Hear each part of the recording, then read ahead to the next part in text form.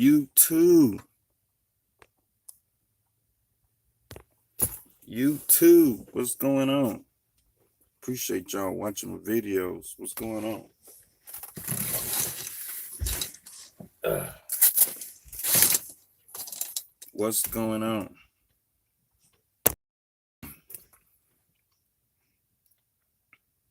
What's going on? Appreciate y'all watching my videos.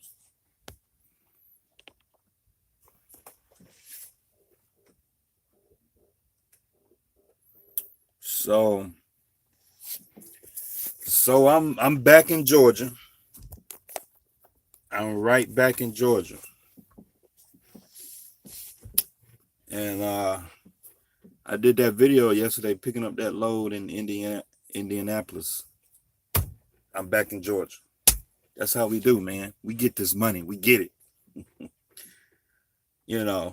I know a lot of you guys, you get your authority. A lot of guys scared to get out here and run and get out here and get this money. And hey, Big Face, what's going on, man? I seen that video about your AC. I've been waiting on you to do some mechanicals. I don't know if y'all know. Look, Big Face, if you don't mind, I'm gonna put some of your business out here. But I don't know if y'all don't know, but Big Face Trucker, he is a businessman. So this guy is a really smart dude. He is a really smart dude. And like, I've been waiting on Big Face to come on and bring some videos. I know not everybody not like me and want to make videos about everything, but hey, I just like helping guys. So, it is what it is. So when I start learning things and my life experience, I feel like this is the way that I can get back to my industry. I can help guys get on the right track, because I know when I was getting in trucking, it wasn't nobody helping me. You'll bump into some guys and like, be like, man, you can do that, you can do this and do that. But so that's why I make these videos, man. This is for my industry. This is for my drivers and stuff. And so I need my drivers to get on the right track. Stop working for these big mega carriers.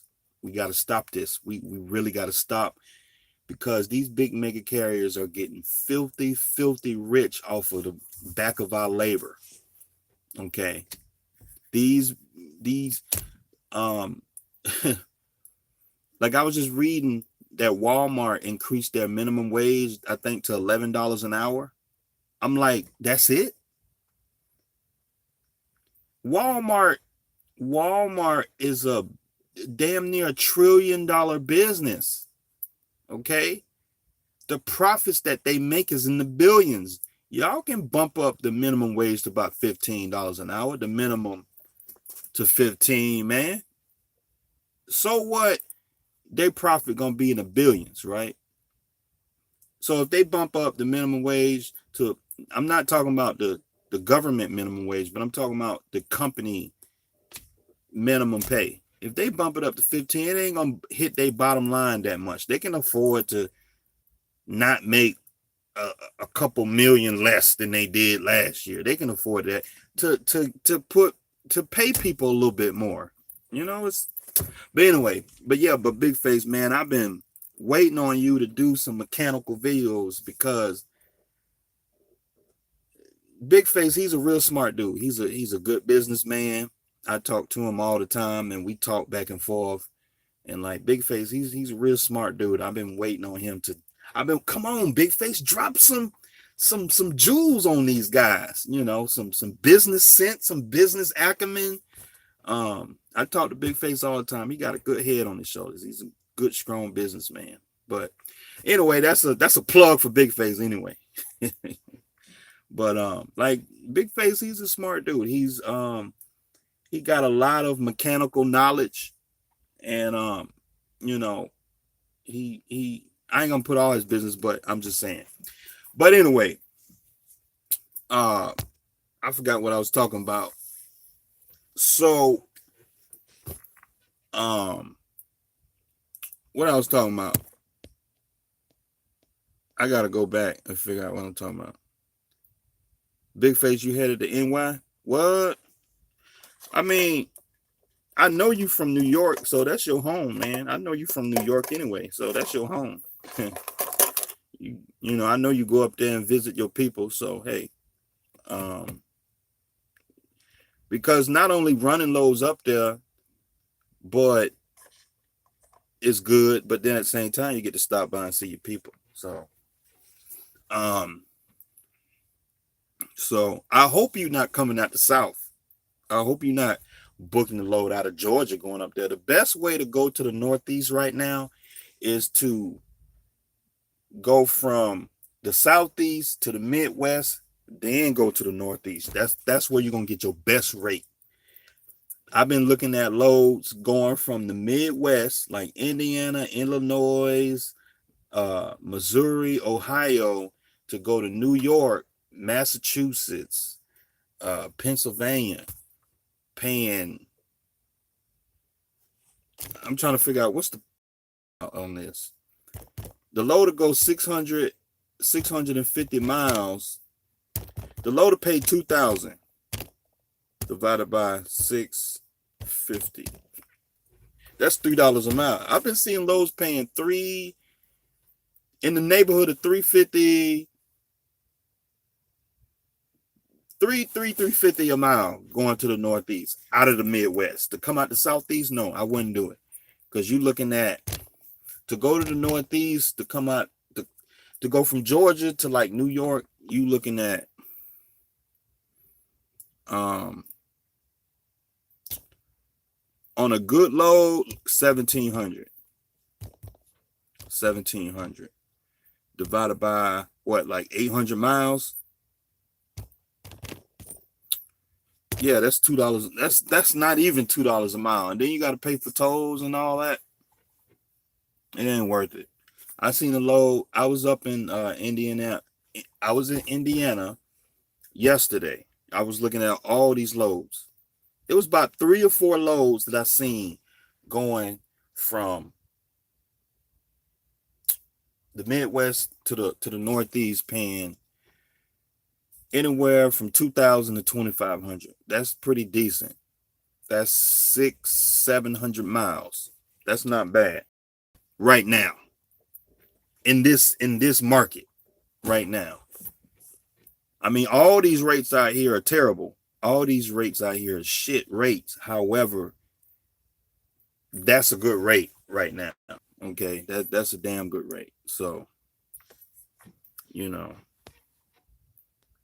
but so I forgot what I was gonna talk about. I was sitting up there talking about Big Face and all that. Let me see.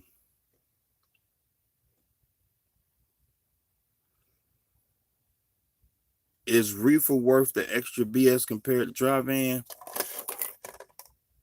Me personally, nah. I mean,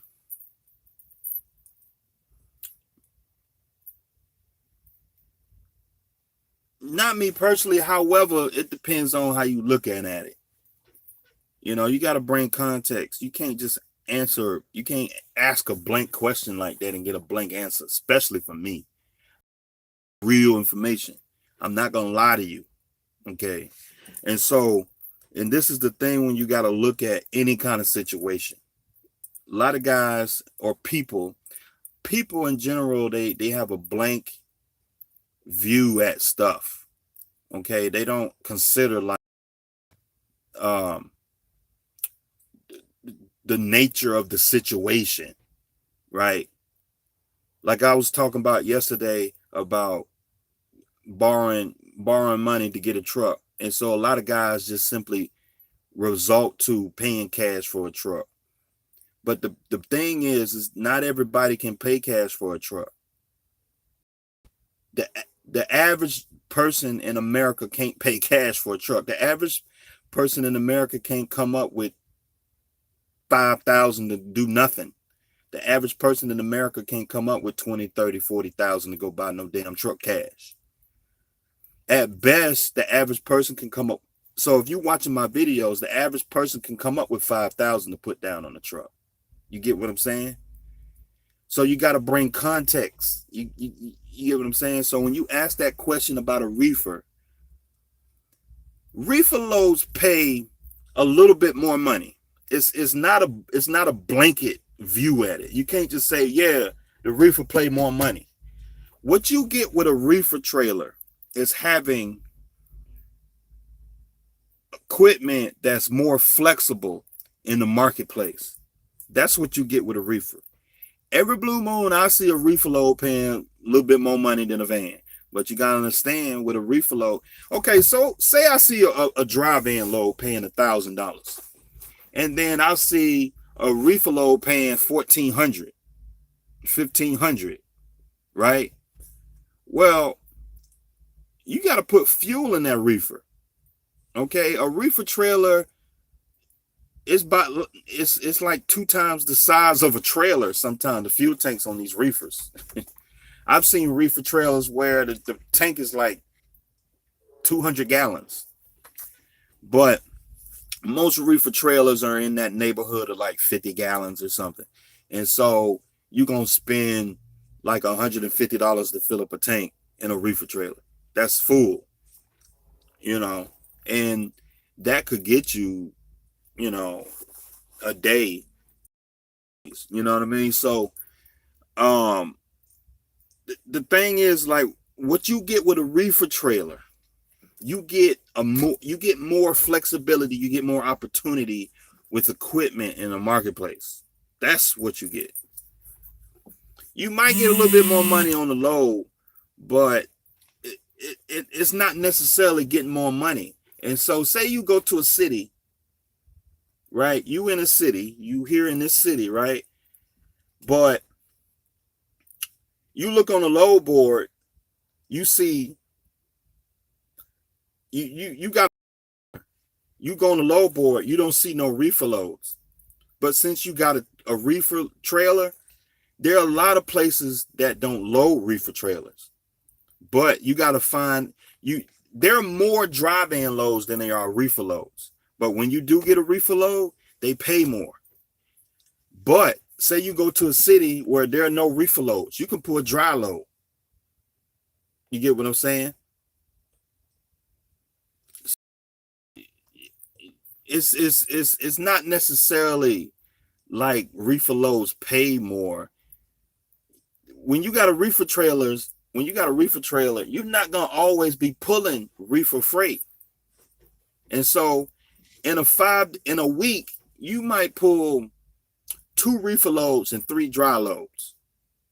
You might pull 3 reefer loads and 2 dry loads in a week, or vice versa. And so that's just because at any given time in any given place, your equipment is just that much more flexible, where you can keep your revenue stream just a little bit higher because you have equipment that's flexible.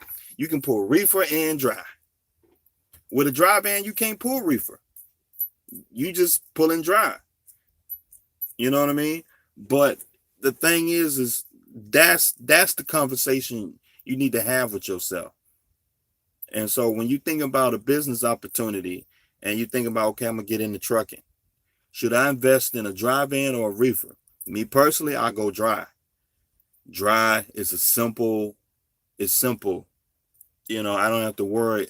With them reefer trailers, you got to constantly wash them.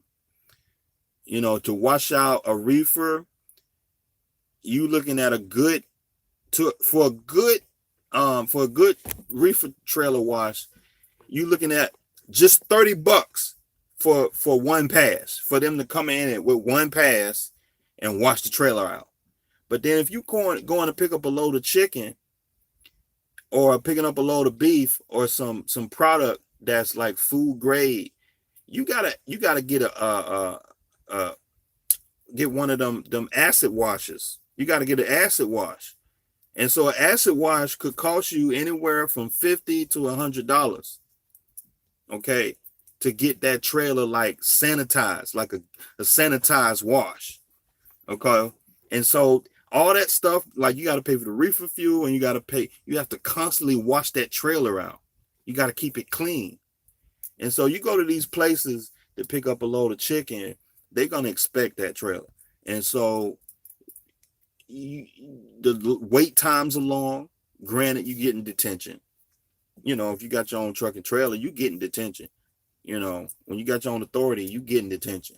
And so if the load pay $1,500 plus you get in detention, it's not, reefer loads do pay a little bit better, but reefer trailers are that more expensive. You know what I mean? So, I mean, you could make it work. It's just, you got to decide whether that's something you want to deal with. You know what I mean? It's business, and you just got to make that evaluation and think about it and see, okay, you go out there and buy a cheap reefer trailer and try it out and see. You know, go find you a little cheap $15,000, $16,000, $17,000, $18,000 reefer trailer. Try it out for about 6 months or a year. And after a year, reevaluate and say, okay, this year I did X, Y, and Z. It's like, you know what? Let me go ahead and sell this reefer trailer, man. It didn't work out. Or, you know what? I like this reefer game. Reefer loads pay very well. I like what I'm doing. And so, I mean, I'm sure some guys in here that pull reefer. I don't necessarily pull reefer, so I really can't talk about it on the owner operator side. I pull reefer as a company driver. So, you know, I ran a dedicated account for a short period of time when I was a company driver for about 6 months years ago. So it's been a while since I pulled some reefer, but, you know, from the company driver side, that's the only experience, the real experience I have. But I know guys who have reefers, and like, it's a mixed conversation. It's kind of 50-50. It's a love-hate relationship. It's like, I like my reefer because sometimes I can get good loads, and sometimes the loads don't pay no more than the dry. But the thing is, with a reefer trailer, you keep your truck moving more often. And so it's not too often you in a dead spot, because with a reefer trailer, you got that flexibility to it. So it's kind of like, you know, pulling the like, it's kind of like having a Conestoga trailer. A Conestoga trailer is a flatbed with a curtain, or a curtain side trailer. So you can pull like regular flatbed freight, and you can pull like that finished product type freight that's got to stay out of the weather, you know, molding, doors and stuff like that. And you don't have to put a tarp on it. And so you got a very flexible equipment. So a lot of you guys, you got to look at it like a business. You got to think business. A lot of guys get emotional about it. This is business. It's not about how you feel about it and stuff. So that's my opinion on reefers. You know, that's just the bottom line. Man, I feel you, for I'm low-key scared to get my authority. Man, just get your authority, man. Ain't that serious. Get it. Take it from me. I'm not going to steer you wrong. I'm not going to steer you wrong. You got a little bit of money in the bank, you know, get about 15, 20,000 in the bank, you'll be all right. You're going to love it. We got to stop running for these big mega carriers, pushing us around, slaving us. You know, are you feeling about OI insurance the same? I'll be using that DAC and wonder if the cost would be the difference. It depends on where you live at. That's just the bottom line. It depends on where you live at. So it really depends on where you live at. So I can tell you from my personal experience and the guys that I know, if you live, you gonna have to get OID insurance, and that's just the bottom line. If you live somewhere else where you can get an A-rated carrier, then you don't, you know, you don't have to, you have to worry about it being so expensive. But I can tell you right now, in the Southeast, insurance rates are just high. They're so doggone high. Fofo, take us to school today. I'm working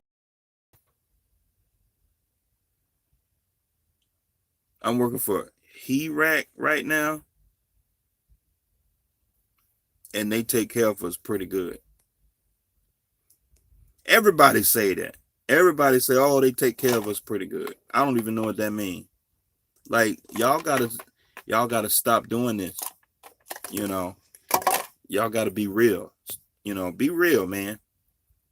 Like, guys be leaving loopholes in their conversations and whatnot.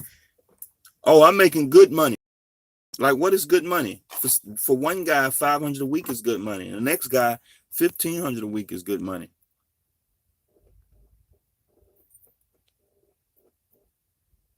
You know, Big Face said I got one for $235 a mile. Yeah, man, that's good. Shoot. Finally got my authority insurance.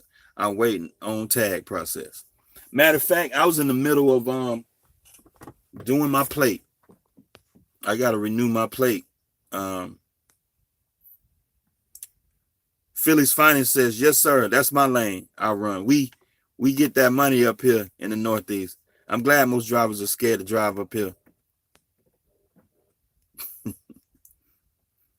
Philly's Finance, your trip.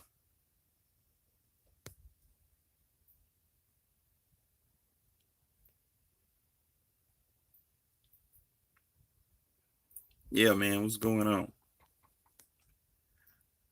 What up, Fofo? I'm pulling cans, Lee Stone out of Savannah, but really been thinking about getting my authority, but how would I get loads? You call up brokers. You get a direct shipper. You know, I'm on track to do 6,200 gross this week. Don't let anyone tell you that there's no money to be made in a lease truck. My deductions come about 2,200 or so weekly. Yeah.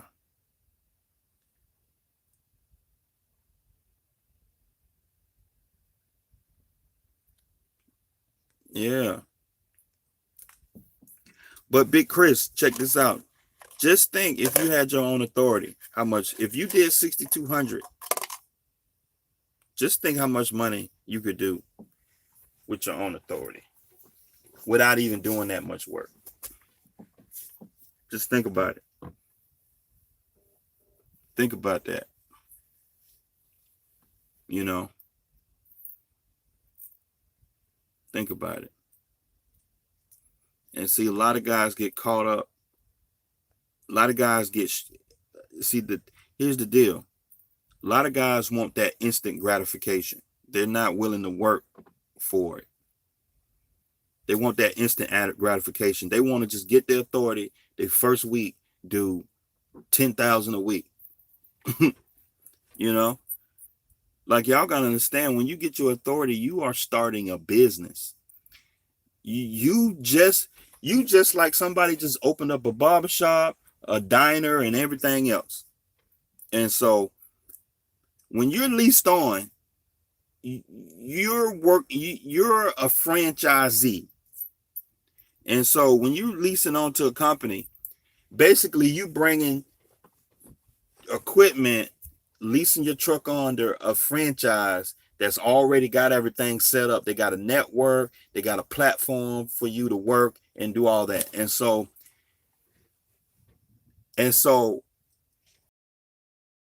gives you an opportunity to see that instant money, right? That instant money.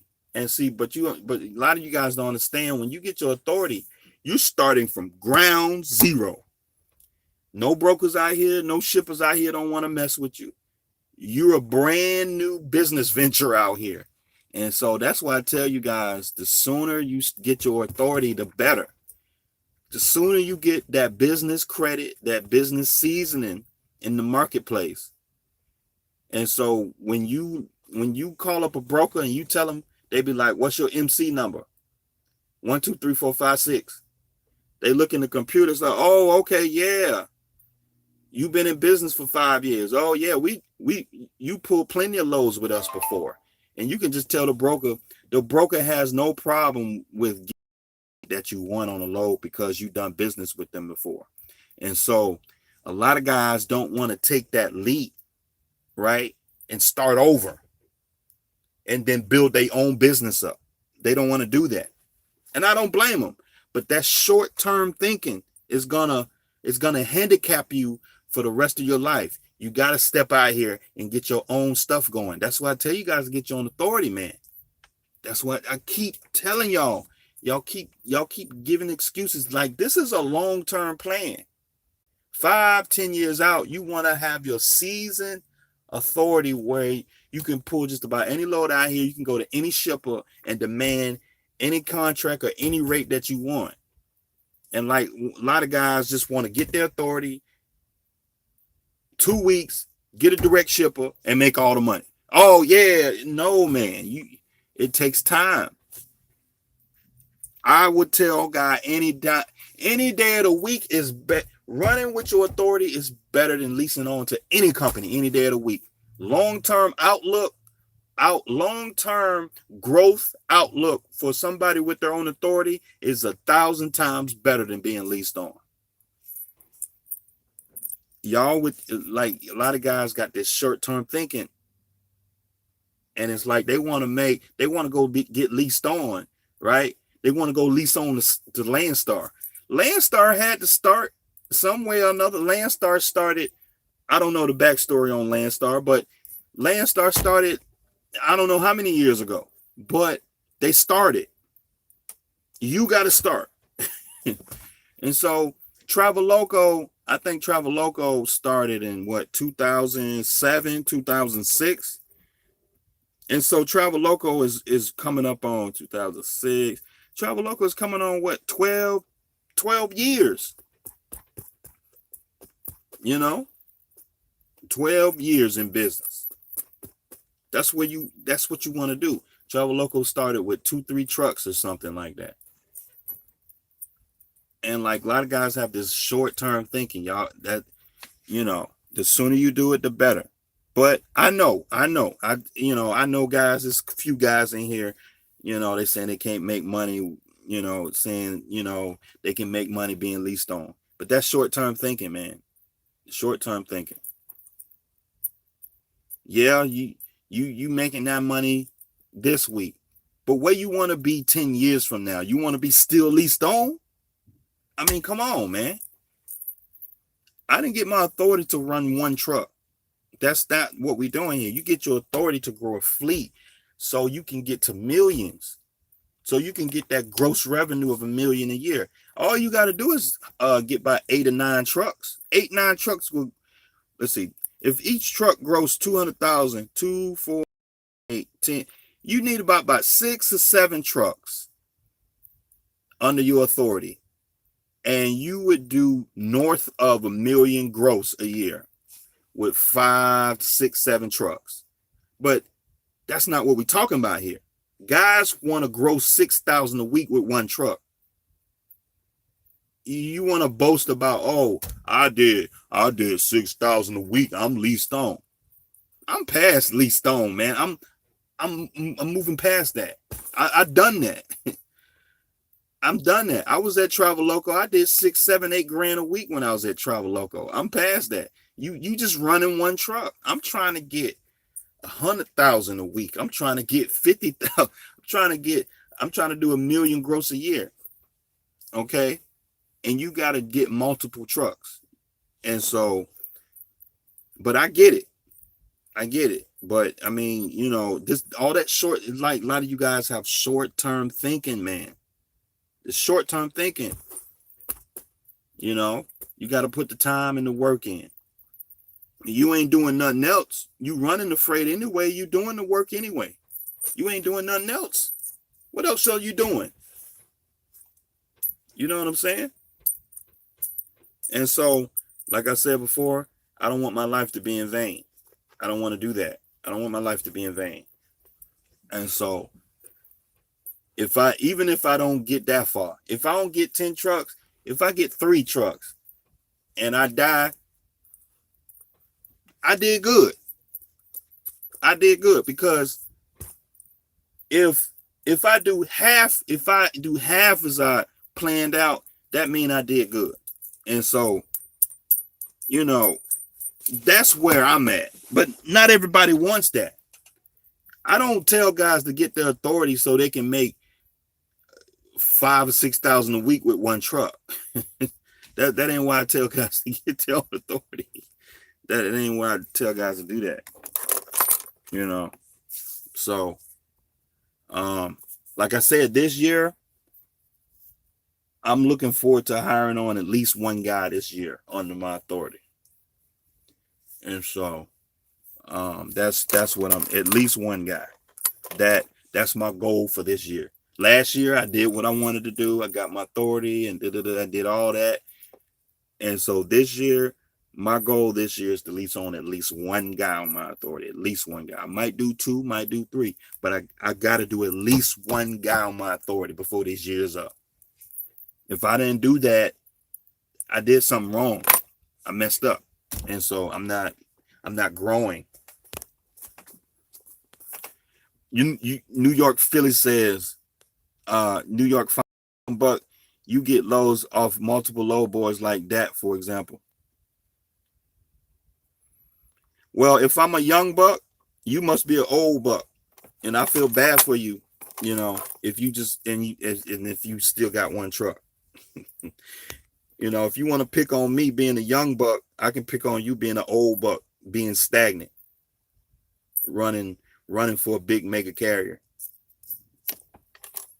So that's the deal.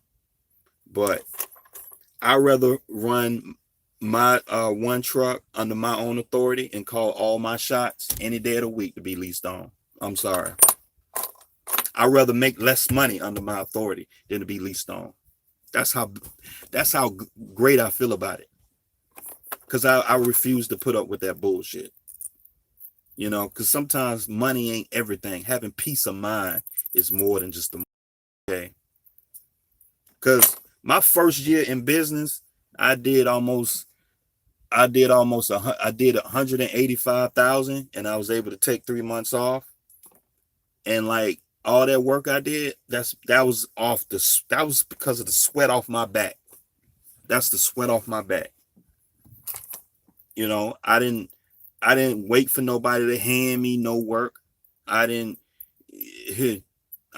feel damn good about that. You know, and my growth potential and where I'm going. You know what I'm saying? So, you know, it's some things I'm trying to do this year. And so all these guys running around boasting about, y'all, I mean, we just got difference in opinion. We got different outlooks. We got difference, you know, like guys, you know, you ain't a boss, man. Just like Dame Dash say, you not a boss. You know, yeah, you're not a boss, man. Y'all want me to share that video about Dame Dash talking about what's that video? It was on The Breakfast Club. The Breakfast Club had Dame Dash on, and he was, you know, talking to the guys, you know, DJ Envy, and what's the other guy? But anyway, and so he was getting in the back and forth trying to tell these guys, like, you can't leave these guys a legacy. What are you talking about? This ain't yours. And see, the difference is when you have your own authority, it's yours. I can hand my authority down to my daughter. I can hand my authority down to a family member. Okay. All I got to do is just sign it over. Sign over ownership to somebody. You can't sign over ownership of a old raggedy paid for a truck. You can't do that. It's a raggedy paid for a truck. It ain't worth shit. And so that's why I tell you guys to get your authority, man. Like, authority paperwork is so It is so powerful in the marketplace.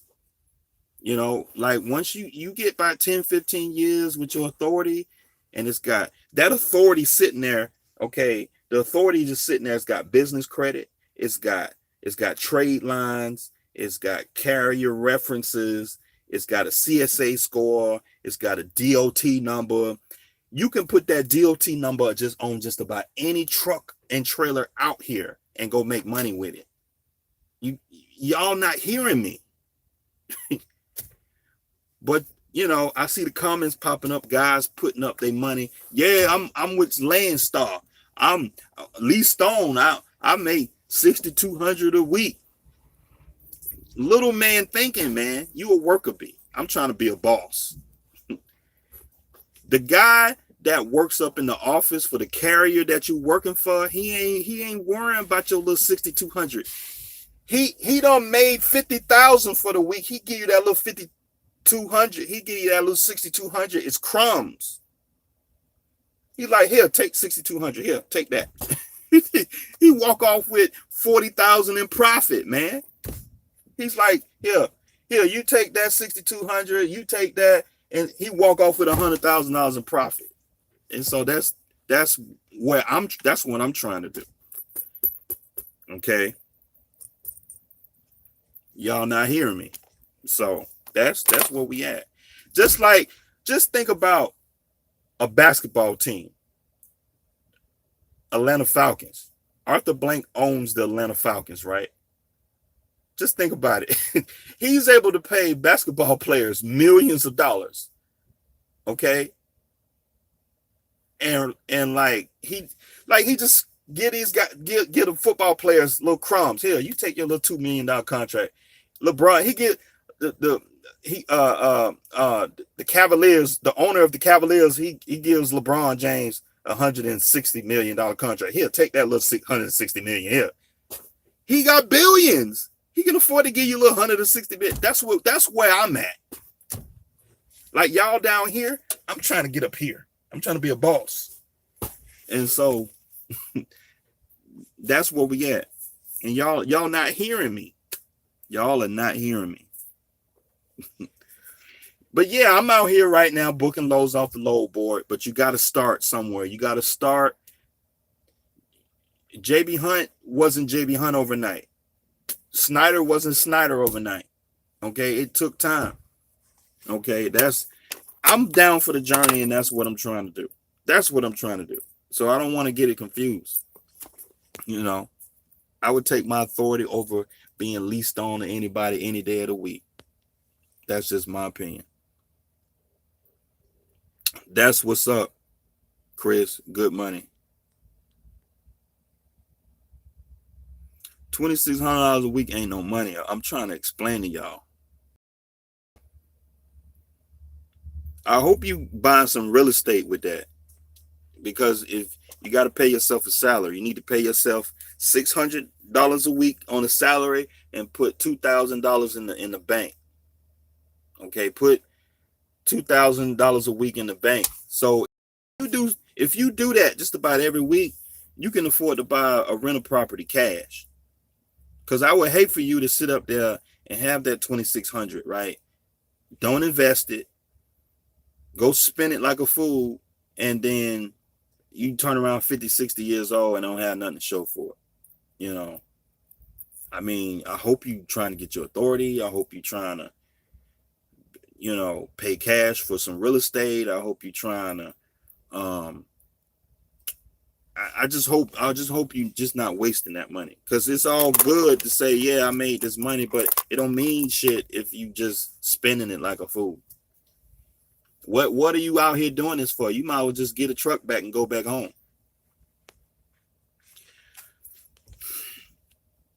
It's not exactly paying cash. Here you go with this paying cash. I'm done with the paying cash stuff. It's not exactly paying cash. It's more putting yourself in a position to get the equipment paid off. Example, a lease truck versus finance 2-year versus finance 2-year.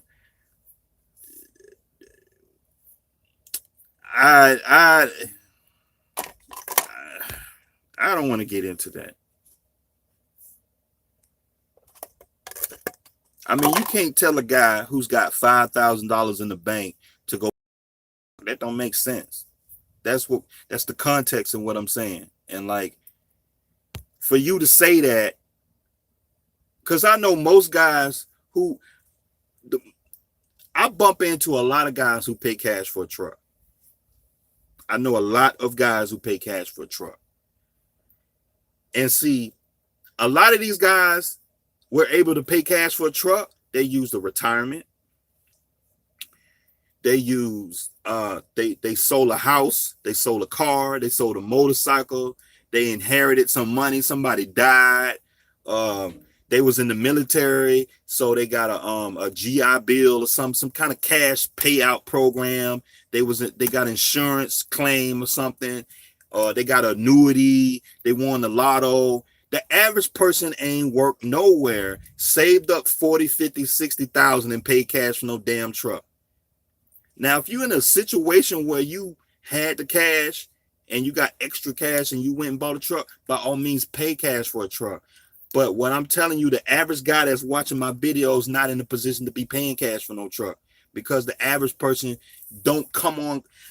If you're able to come across money like that, why do you get in trucking? That don't make sense. That don't make sense. I'm trying to give you the context. Okay. And so for you to even say that, I know you probably, somebody gave you that money to go pay cash for a truck. You didn't go out there and work for 10 years and pay cash. That don't make sense, man. What you're saying don't make sense. Business don't work like that. That don't make sense. Okay. The major problem when it comes to growing a business is capital. That is a major issue. Without capital, you can't get in the business. Simply going to a bank and borrowing $10,000 would put you in business. That is an issue right there. Capital. You got to have capital to start a business. Okay? And how do you get capital? Like you know. And so to tell somebody to go pay cash for a truck, that's a misnomer. That's bullshit. You telling somebody bullshit, because you know damn well the average person that's watching my video don't have cash to go buy a damn truck, man. Stop saying that stupid shit. Stop saying that. It's like it's like, because when I went to Snyder, I had $5,000 in the bank. I had my retirement that I got from JB Hunt, and I wasn't about to spend my retirement on no damn depreciating damn truck. I wasn't gonna do that. I'd rather buy real estate with cash. And if you're gonna pay cash for something, you need to buy real estate. That's the only thing on this planet Earth that I recommend paying cash for. Like, if you're gonna spend lump sums of cash, 40, 50, 100,000, it's real estate, because the odds of you losing that money is very low. The risk is low.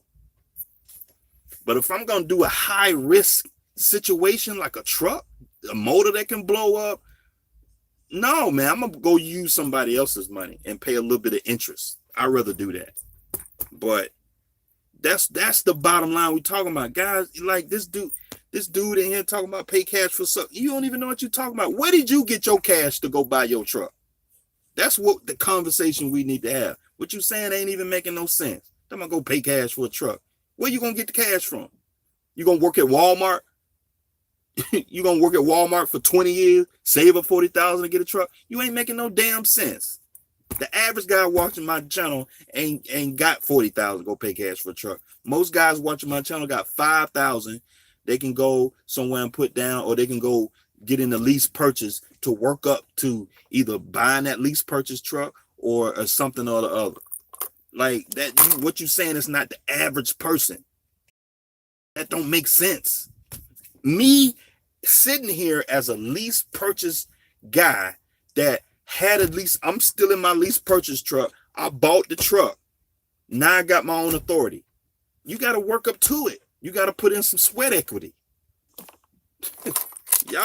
These guys with this cash business, y'all need to stop this, because you ain't making no sense, man. It ain't making no damn sense. Cause I come from the hood, man. Like I come from nothing. I come from the projects. Nothing. You can't sit. There's a guy that's watching my video right now that's sitting on the couch in the projects on Section A. Probably got a little part-time job, scratching and crawling and getting a couple $100 a week. You gonna tell that guy to pay cash for a truck? You crazy. That's not a realistic expectation of somebody saying, hey man, I want to get into trucking, man. I want to do this. I want to do that. I want to do this. But to tell somebody, man, they got to drop 40,000, you could do it like you can do it like Chase and Andrew had to work up to it. Okay, Chase and Andrew worked up to it.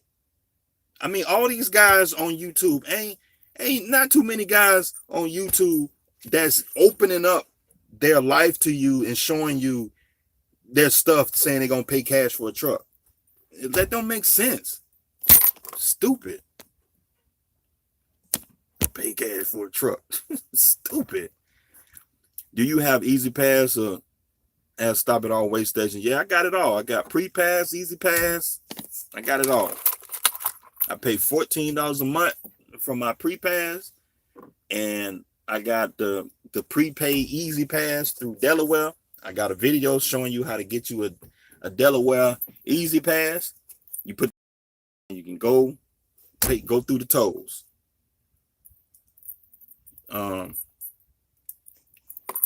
I suggest getting one through Delaware because it's prepaid. BJM, you mean Pre-Pass, Easy Pass is for tolls. I got the Sun Pass for Florida. I got it all. Let me show y'all. See that? I got Sun Pass for Florida, Pre-Pass for the way stations, and I got the Easy tolls. So that's what I got. And so anytime I'm taking a trip to go through some scales, I log onto my account, I put some money on it, pay for the scales. It saves time that way. The Easy Pass, depending on which state you get it from, like if you get it out of New York, you got to get a commercial account. And to get a commercial account, I think you got to put you got to open up a credit account. And so I think you got to put at least $500 a month on there. Like I don't travel through tolls that much. That don't make sense for me. So, but Delaware's got a prepaid program. And so you log on to the account, you put your checking account number on there. You just add money on there as you need it. I love it.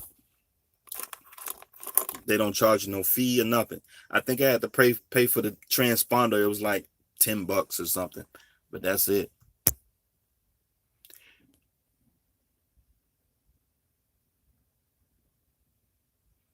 My guy, I ran reefer and very rarely wash my trailer out. Man, that's bullshit. Rodney and Tone, you talking, you full of shit. Come on, man. Don't be saying that junk. What kind of product did you haul that didn't require you to wash your trailer out? Come on. I pulled the reefer when I was a company driver for 6 months. After every single load, the customer required me to wash out a trailer. It was anywhere from $20 to about $50. Now, I didn't pay for it. The company paid for it. I don't know what kind of crap y'all be talking about. So you ain't have to wash. What product are you hauling? If you pull in a high sanitary product like chicken, beef, you got to wash that trailer out, man. Like, what are you talking about? Now, if you pull in some product where you don't have to wash the trailer out, well, that's you. That's the freight you pulling. But when I pull reefer, just about every other load, I had to wash the doggone trailer out. So I don't. Guys, y'all need to stop this foolishness. I do find some place required to sweep out a trailer, and that's it. That's no more than just dry van, man. That don't even make no sense. Some of y'all just be talking. You're not gonna sit up here and tell me um, if you pull a load of chicken, you don't have to wash out the trailer. The hell out of here. If you pull product on like pallets or something like that, you don't. But if you pull a product where the product is susceptible to uh, messing with the product.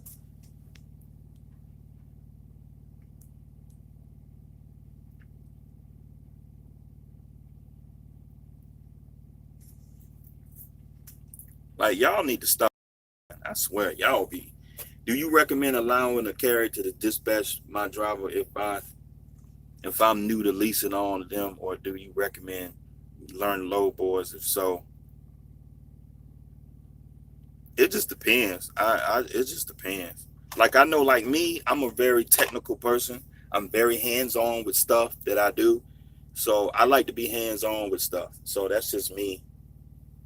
And so I do it after a while, but then once it becomes just overly cumbersome and I'm doing a whole lot of work, um, I like to hand that off to somebody else. Like right now, I just got one truck, one trailer. I have no problem getting on load boards, booking loads.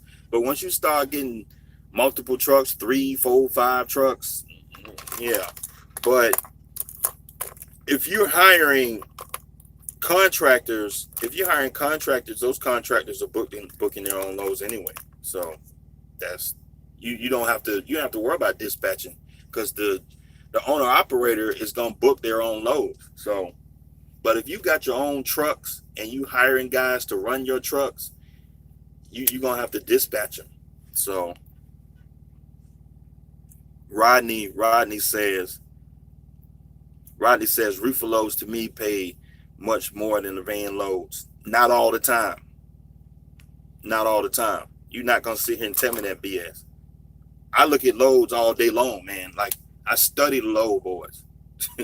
I can pretty much tell you just about how much reefer loads pay compared to van loads. I know that. It's a fact.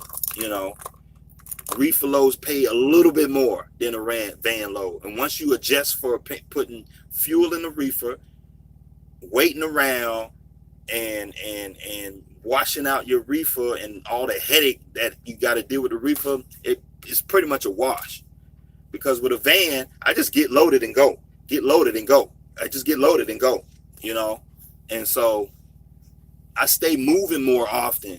And so while the guy is still sitting at the dock, I done picked up a load, delivered it, and own another load. You get what I'm saying? And so Travona said, what did you miss? Oh, you ain't miss nothing, man. Big Chris say, I prefer a $10 broom. I got a blower. I use a blower to clean out my trailer.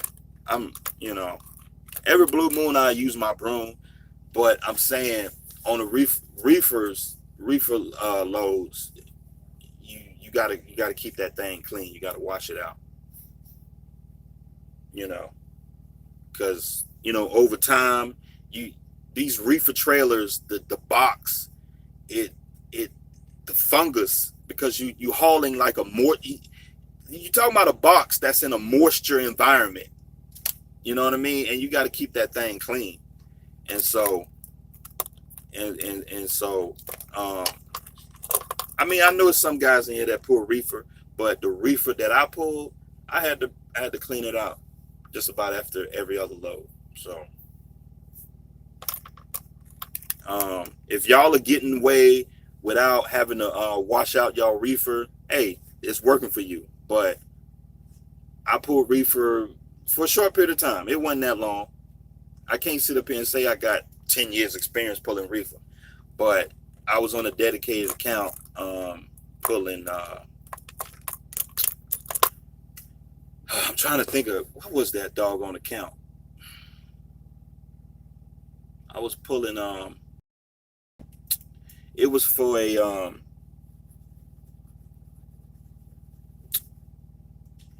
it was a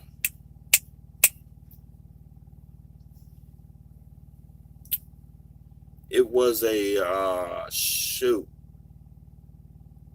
It was a distributor. It was a food distributor. Um,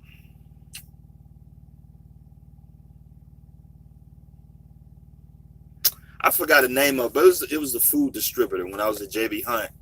Uh, fuck. It was some kind of food distributor, but it was a short period of time. It was about 6 months or so. I was on that account. I didn't like it because you had to touch the freight. It was a touch freight account. I was making good money. It was like 1,300 a week, but it was a lot of work, and I didn't want to do that. So um, it was 1,300 a week, and so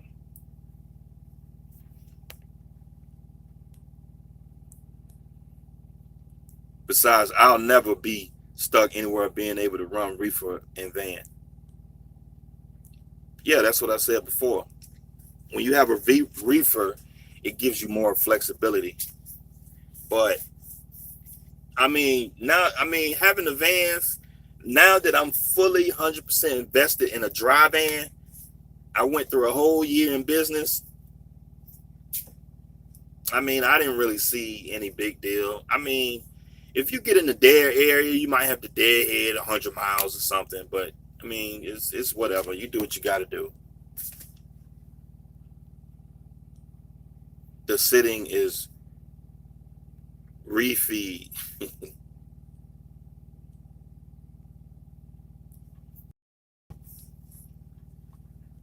Yes, but that's why we are paid attention.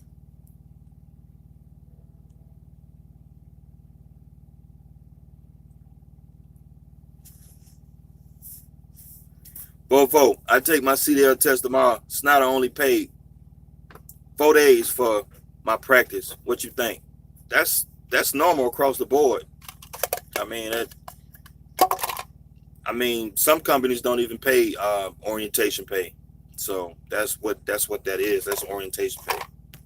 So don't be worried, because a lot of guys, they get these jobs and they be worrying about they be worrying about the bus that they be worrying about the plane ticket, the plane ticket, that the hotel that they put them in, and be crying about all this stupid stuff. Like, man, we trying to get a job. We trying to get a job, man. Like, stop acting like a baby. You know? Like, I bumped into some new guys getting into the business, man. They up there talking about, man, they put me in this hotel. And man, go to the hotel, go to bed, get up, go to orientation, do what these people want you to do, sign your thing so you can get on payroll, and go get in your truck and go make you some money. You worry about, oh man, they put me in a crappy hotel. It's like, man, I was talking to one guy. He left orientation because he didn't like, what the hell was it? He didn't like the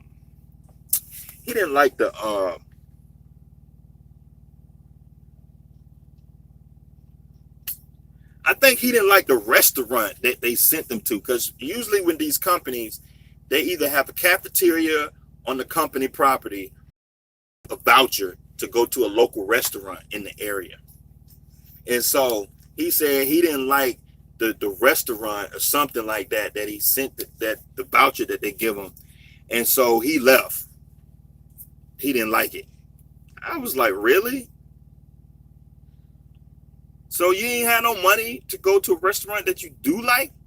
So you gonna give up a job opportunity because you ain't like a restaurant? I think there was something got to do with the restaurant or something like that. I'm like, man, y'all, it's some punk dudes out here. Let me just say it plainly. Punk dudes. I expect that from a woman, but not no man. Like men, we're a lot tougher than that, man. We need to grow up and handle our business and be a man. Like, be worrying about that petty stuff. That's woman stuff. That's stuff women be worrying about. Oh, I didn't like the food. The fork was dirty. Like, really, dude? Like, like I expect a woman to be worrying about that stupid shit. Like eat the food, go to bed, get up, go to orientation. Stupid. The ROI is kind of low in trucking. Maurice Anderson, yeah, the trucking business is typically right around like 8-9% return on investment, single digits.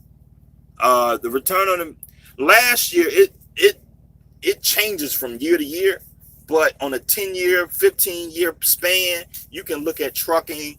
The rate of return is somewhere around 8%. And if you're getting like double digits, you're doing good. Like if you're getting like 10, 12, 13% rate of return, you're doing good. So I agree. I mean, because if you compare trucking, the rate of return from trucking to like mutual funds and real estate, trucking is on the low side. You know what I'm saying? It's really on the low side, because once you adjust for risk, a motor blowing up, it's like the rate of return goes down a little bit more, and maintenance. So,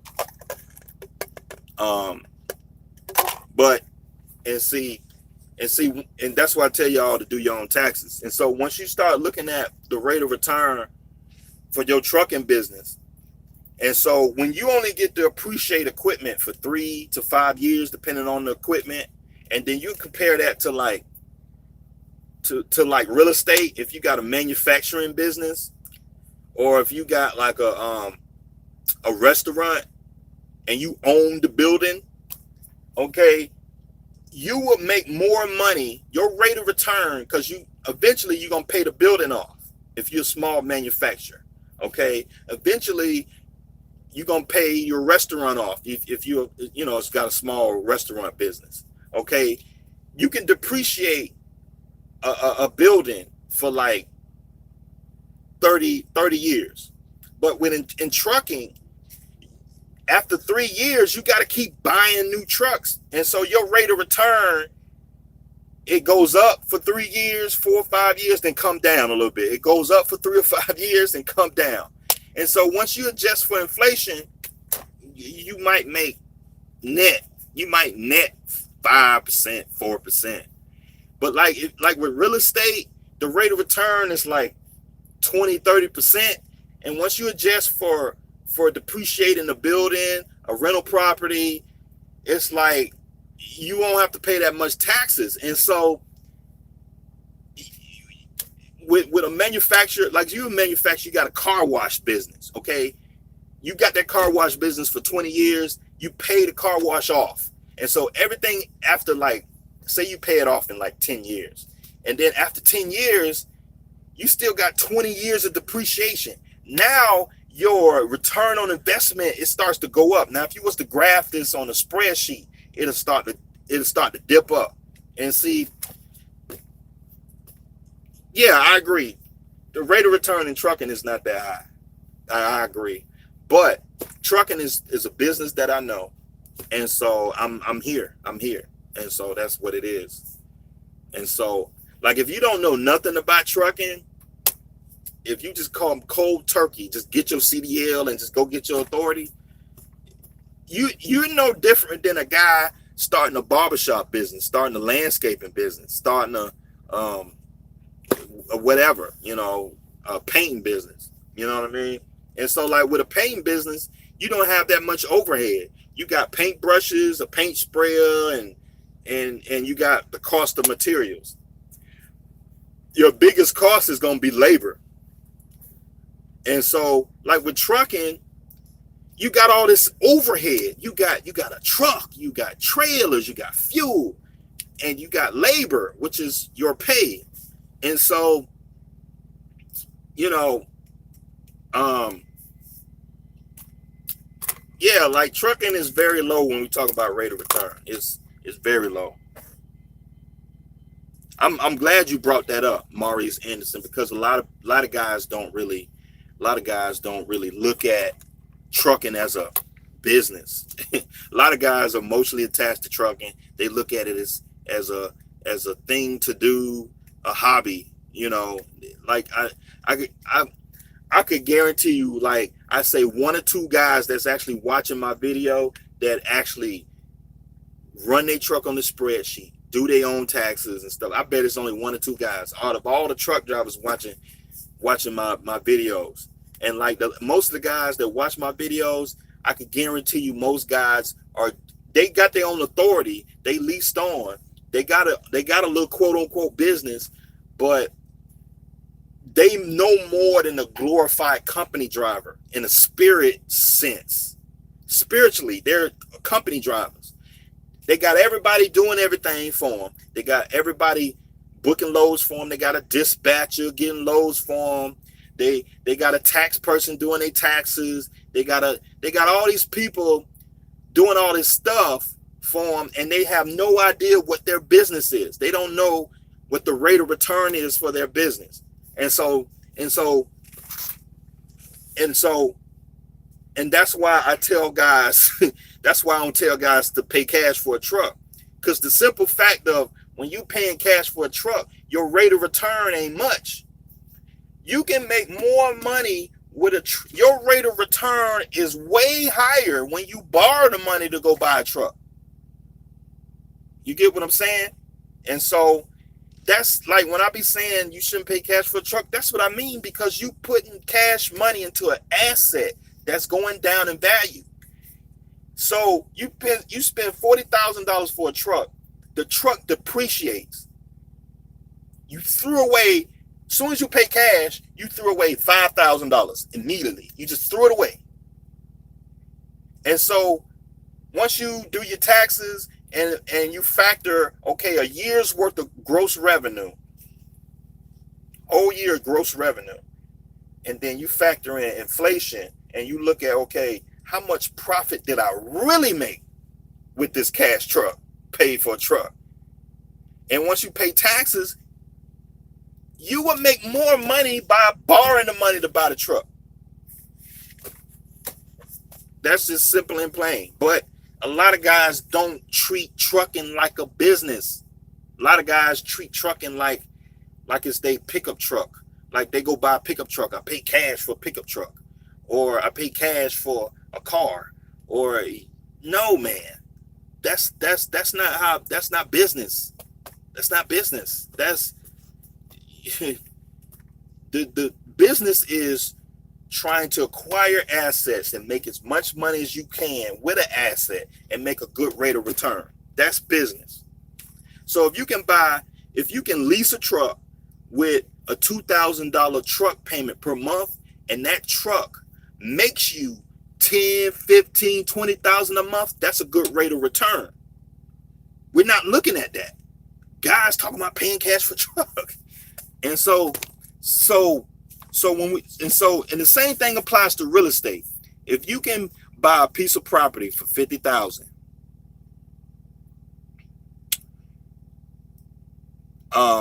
and you rent it out for $900 a month, $900 a month times 12, that's $10,000 a month. So 50,000 divided by 10,000 a month, 10,000 a year.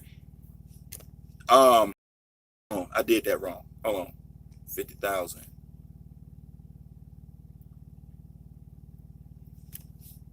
Hold on, y'all. 10,000.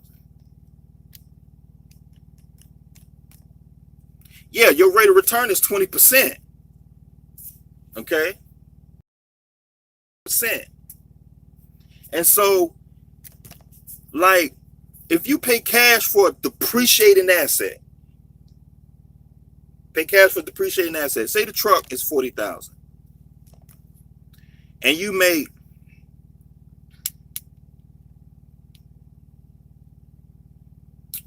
trying to come up with a number that makes sense for this video. So say you bought a truck for 40,000, and the truck depreciates. You get to depreciate the truck for 3 years, and so you made after okay, let's say you do 40. Say you make 150,000 with the truck. Hold on, y'all. 40 divide.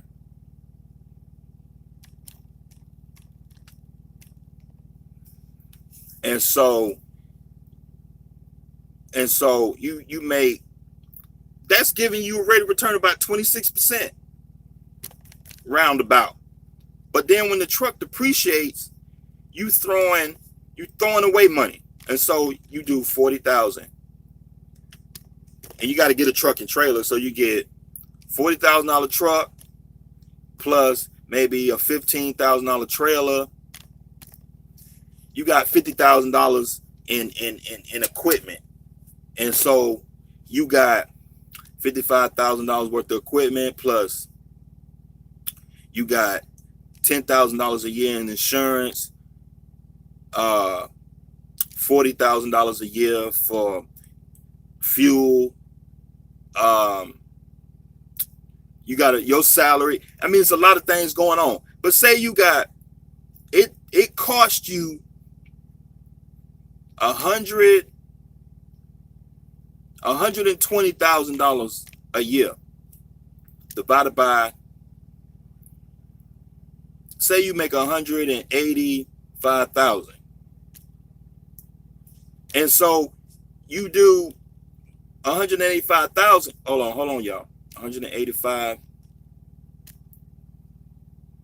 divide. I'm just coming up with numbers to make my point here. So hold on, y'all. Let's see. I'm getting these numbers screwed up. What I said? 185 divide. I keep messing myself up. I'm sorry.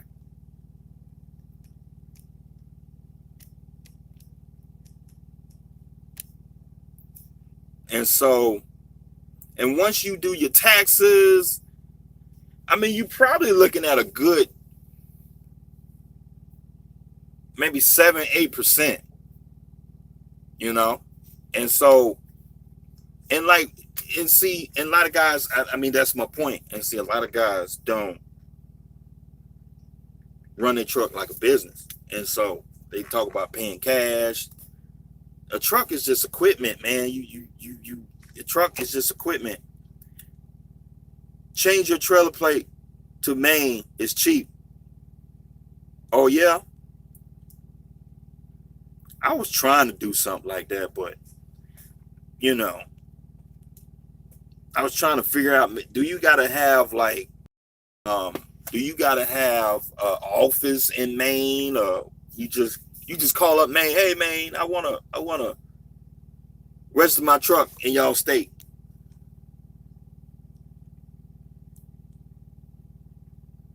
Do you need insurance? Of course you need insurance, man. You gotta have insurance to run a truck.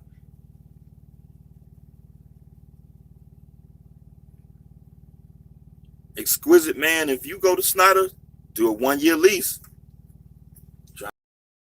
Do a 1-year lease. Go over there and get that ass whooping, that financial ass whooping. Go on over there. If you go to Snyder, do a 1-year lease. If they ain't got a 1 year, see if you can go to a dealership and get your own truck. That's what I recommend. Because the Snyder Choice Board is decent. It's decent. It's a decent program. But there are other ways to get a truck without using their truck. You know, it's a lot of other places. You can find a local dealership in your area, and you would be amazed on what you'll get approved for just by going in there.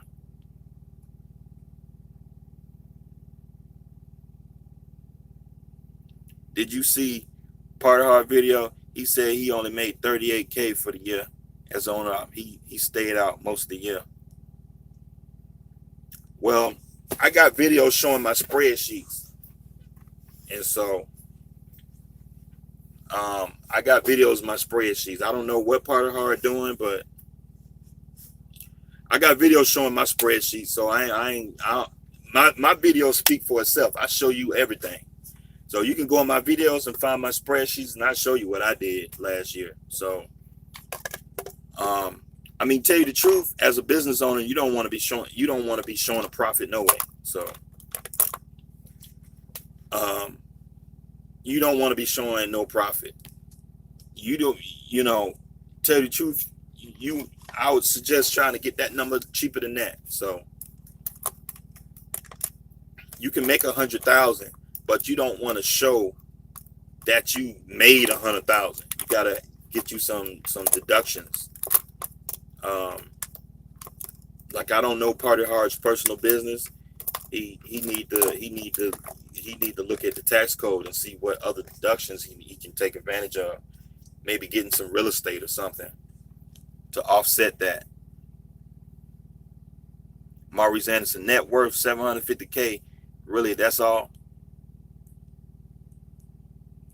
Do you really need A-rated insurance? Man, I got a whole bunch of videos talking about rated insurance. Go in my catalog. All you gotta do is Google 404 Trucker insurance. I got all these videos talking about insurance. Big Chris, who do you lease with? Yeah, but he's not a numbers guy. Seems to be just a runner. You are one of the best intelligent truckers out here. Exquisite USA Truck. I had to learn lanes and figure out the puzzle. This is a short-term play. Soon I'll be ready to on off train and wheels off.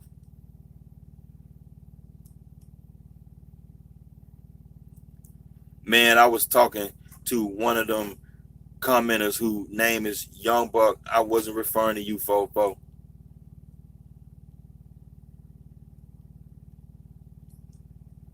Philly's finest, man. I look for every opportunity to make content from a video, from a channel, man. This is my channel. I gotta make content, even if the question ain't directed to me. I gotta make content. This is a content. Don't take it too serious, man. It's just content, man. I'm a personality on YouTube. This is my channel. This is my radio show. This is my outlet. So it's just content. That's all. It's business. That's all it is.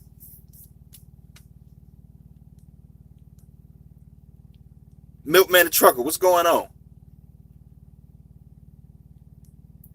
Dame Dash is behind.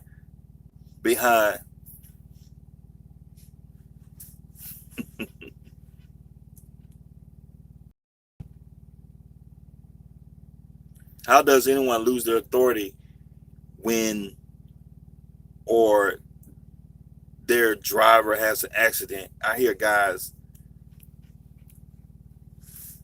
What?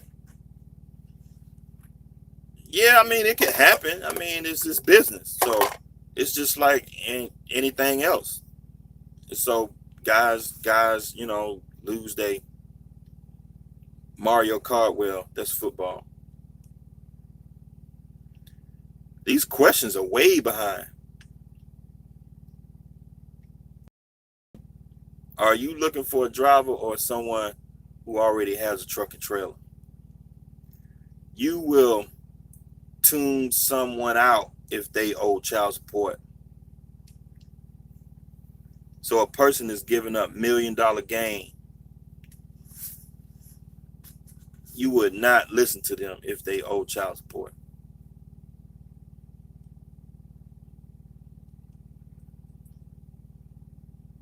Y'all having your own conversations here. Lord, 2,600 was my normal deductions for the week. So I'll come out of that 62K gross next week. Next week might be a bust, so I'm saving to buy a truck slowly. 2,600 gross expenses. I'm just trying to figure this out. Okay. This week, I'm scheduled to do probably about 5,200 this week. I'm probably going to do about 5,200. So my weekly expenses is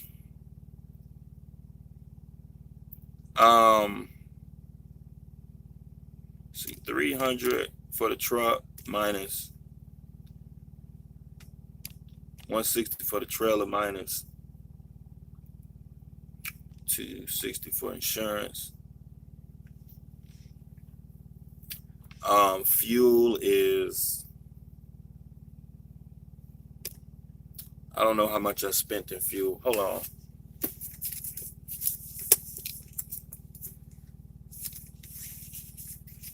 Get my fuel receipts here. Minus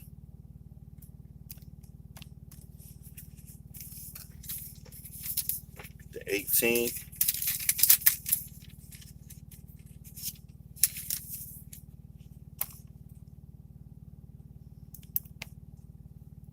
Where's my calendar at?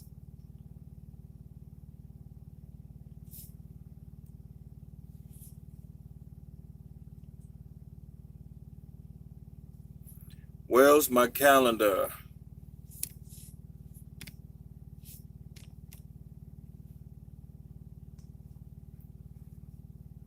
Okay, this week started on the 17th.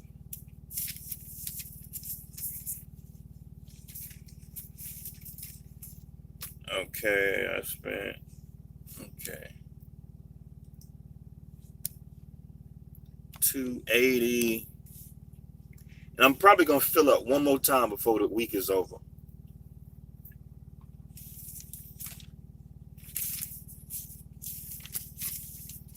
So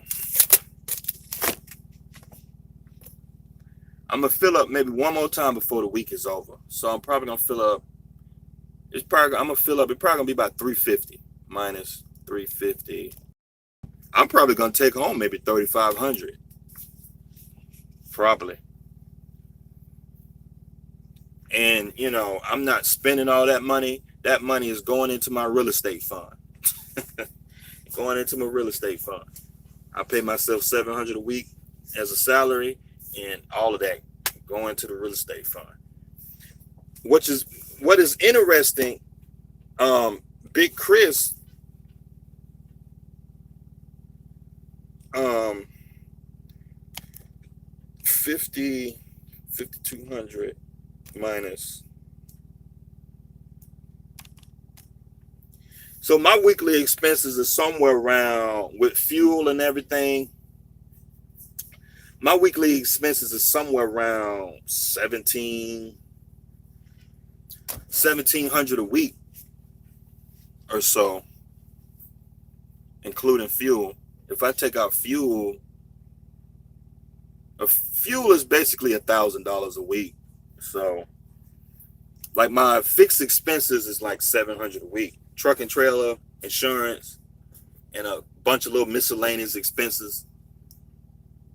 My pre-pass, my truck parking, you know, like pre-pass, all that stuff is billed monthly. So, you know, so that's what I'm saying, Big Chris, man. Just imagine if you did 6,200 with your own authority. If you got a cheap truck, or you got to pay for a truck, let's say you got a cheap truck, you know, your truck payment $1,100-1,200 a month. You did 6,200 minus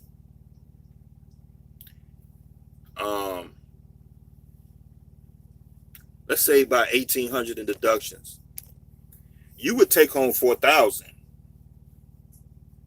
You get what I'm saying? So, but you know, you just take your time, man. Nobody said pay cash. I said put yourself in the equipment. Man, don't even start. Don't even start. Now you reneging and going back on your word. Now you starting to understand I'm making sense. I have been catching up on your videos. You would still recommend Snyder Finance for a year? Did you have to put down more than 5,000? No. When I went on the Snyder, I think I put down $1,000 or something.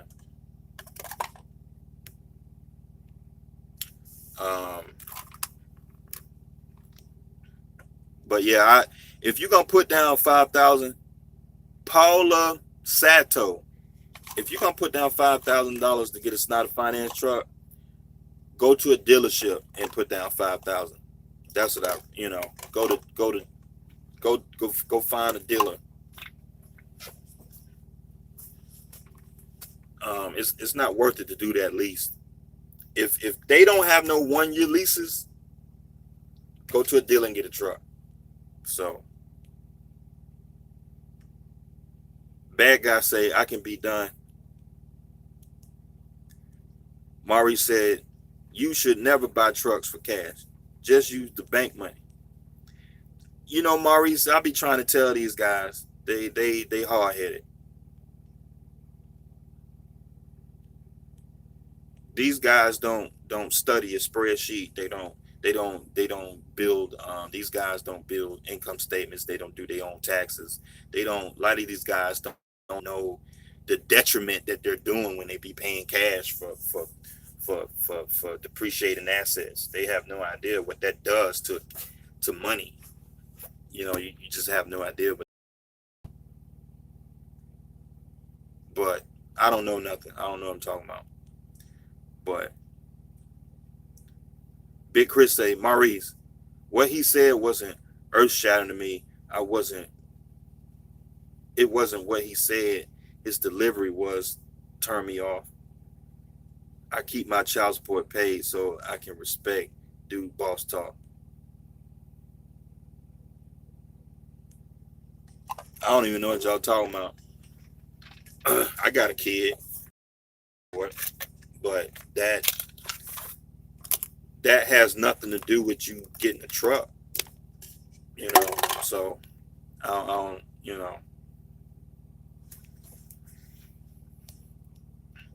But and that's the thing, like y'all some emotional people, and like guys are just so damn emotional. Like, it's like guys get turned off by stupid stuff. It's just like, man, business is business.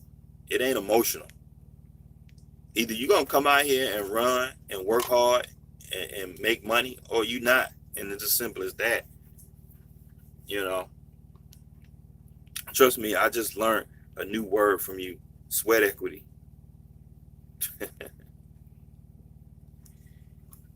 Yeah, because depending sweat equity is a real financial term. And so depending on what industry that you're in, you could put that on a spreadsheet and put a number to sweat equity. So say you got a deal in front of you. You in a partnership. One guy brings financial support and the next guy brings sweat equity. So the one guy who don't bring no financial backing to like a real estate deal or to a trucking business. So you got two guys that want to build a trucking business. They want to go buy a truck. You got a $50,000 truck right there. One guy got the $50,000 truck, but he don't want to drive it.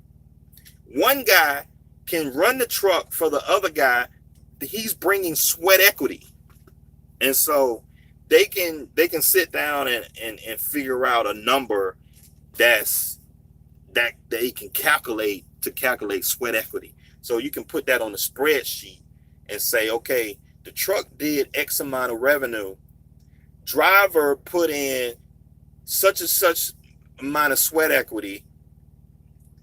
The silent investor, he put in $50,000 in capital. They had this many expenses. You just go down the list on the spreadsheet. So sweat equity is a term that's not made up. That's a financial term when you're talking about business. And so that's what we're talking about. Do you really need an area insurance? You playing, man. Majority of people who watch your videos are truckers, so it should be easy to save 40 or 50K. I don't know, man. What y'all gotta understand that the society we live in, the average person don't even have $1,000 in the bank to weather a serious event in their life, and that's a damn shame. And so that's where a lot of my my energy comes from, my opinion comes from. So if you do research, if you just Google and find, the statistics of the average person and what the average income is across the country, and what the um average amounts in a savings account across the country, the average person in this country can't even come up with $500 to $1,000 in an emergency cash. That's a damn shame. We got grown people out here don't even have $1,000 in the bank. That's why I say $40,000-$50,000 truck cash, that just don't make sense. The average person can't do that. The average person can't do that. If you got your own truck and trailer, you can do that no problem. You can do that no problem. And take off. Because you don't got all these people in your pocket. Like this guy in here, he did 6,200 in a week. Like, I'm just imagining if you did 6,200 with your own authority. Like, Big Chris, so a black man talking about entrepreneurship is a turnoff. Wow, that's what I said. That's what I meant by that. Like, it's like y'all want to get a job and just want a lot of something for nothing. 4-4. I appreciate all the gems you giving. How can I reach you without putting information? You can email me at 404trucker@gmail.com, man. Come on now. 404trucker@gmail.com. You're reading too much into them, fam. I like that he speaks about entrepreneurship. The way he was so in, I can't even read that word you was to turn off, because he was talking down to I guess folks. I'm not a fan of Dane. Wow. That's like, that ain't no different than me talking about Donald Trump. Like, I can say Trump in this video. Like, half of my video, half of the guys that's watching the video right now, they'll just leave. Trump. Like, Trump, people get so emotional about Trump. Just like Trump, I could care less about Trump. I could care less. Trump, I could care less. I don't care, like, like I use Dame. Any of you guys, you can Google right now a YouTube video about Dame Dash arguing on the Breakfast Club, on back and forth about, being a boss, right? And so that whole ideology about being a boss is very true. Dame Dash, he didn't convey the idea properly, but however, Dame Dash is right. He is right. And so that's why I tell guys to get their own authority, man. You need to get your own authority. We need control. All the bullshit we put up out here, we need control. We need control of the situation.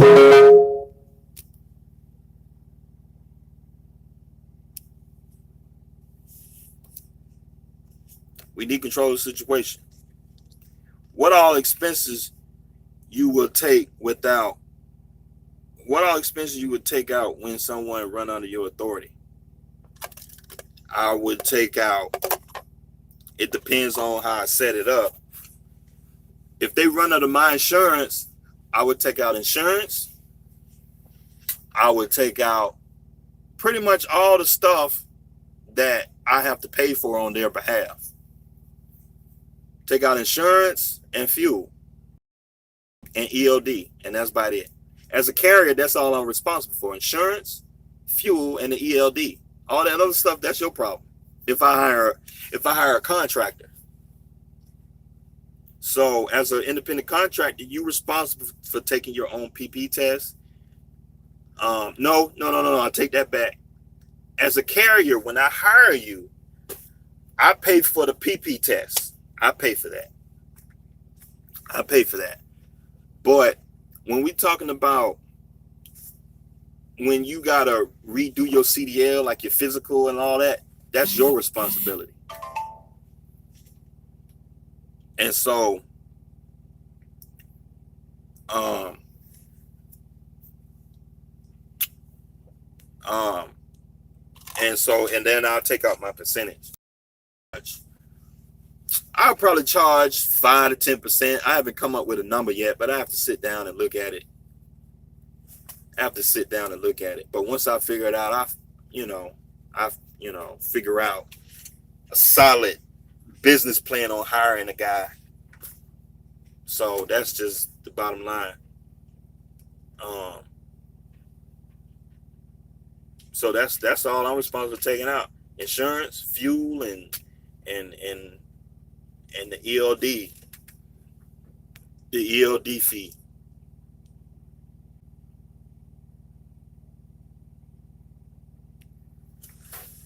I got the gems he dropped and turn him out after that. No harm, no foul. I'm a congratulator, no hater. I bet if I were good looking or rich, my chance of getting GF would be a lot higher. Man, what are you talking about? It's a lot easier for good looking rich guys to get GF. Most females are gold diggers. Man, what are you talking about? When we will females stop lying when they they say personality is more important than looks?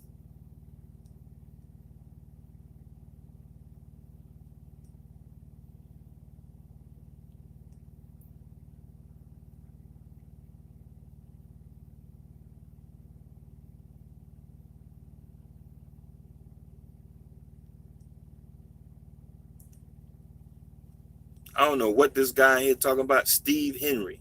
Steve Henry says, "Hey guys, if you're single, stay single.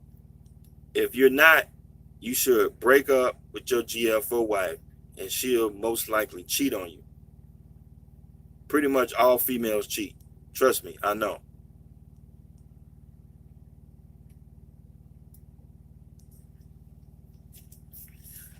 I'm trying to figure out what that got to do with trucking and you being a man and coming out here starting a business. What that got to do with trucking? Because my channel is not a relationship channel. Pretty much all females want 7+ inches, nothing weak. They want big and fat. Most females lie. Man, what are you talking about? I know somebody did him wrong. Somebody. For really, women don't worry about the small stuff. But Pamela Sato, I was just making a point. Not all females are like that. However, that is a feminine trait. It's like, you know, it's like that's a feminine trait. When you think about femininity and masculinity, okay, when you got a man and a woman, the man is supposed to be a woman's rock. And so a woman could be acting all crazy, acting all wild. Why you? A strong masculine man would stand there and just be like, "Okay, I hear you," and just give her a hug and give her a kiss and walk away. Nothing phases him because he's a rock. He's centered. He's centered. Okay, he's fixed. That's what being a rock means. When a man is a rock to a woman, he's centered. You can't move him. You can't disturb his mindset. And so that's what I mean in a spiritual sense, not in the little petty stuff like why you ain't call me and do. No, that's not what I'm saying. I'm saying like guys are acting like women because they're getting bothered by some junk another man said, which is the truth. If you're a man and you get bothered by the truth, that's feminine. You're a woman. Like that's like, that's woman stuff. You know what I'm saying? It's spiritual. What is the best factoring company? The best factoring company out here is Triumph Business Capital. That's the best factoring company out here. If you need a factoring company, you're trying to get your authority, call Triumph Business Capital up. Tell them I sent you.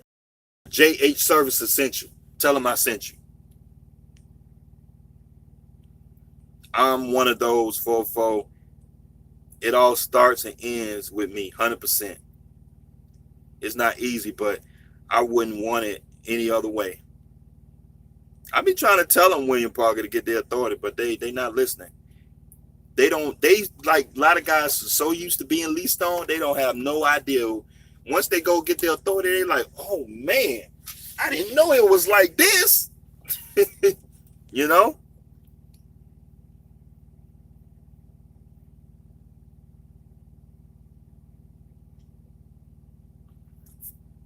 40K truck makes 108K. Don't see the problem.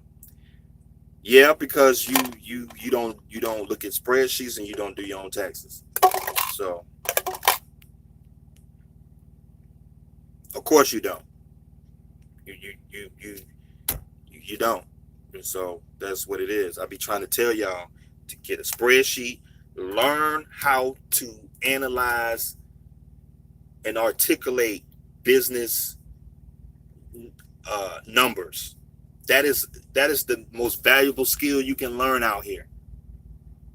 When we talk about taxes and learning how to manage capital, learning how to manage finances, you can have all the paid for trucks in the world if you don't know how to manage capital and know how to manage finances. You don't know how to read a spreadsheet. You reading these numbers and you don't know what it means. Okay? You know? That's why the tax industry makes so much money.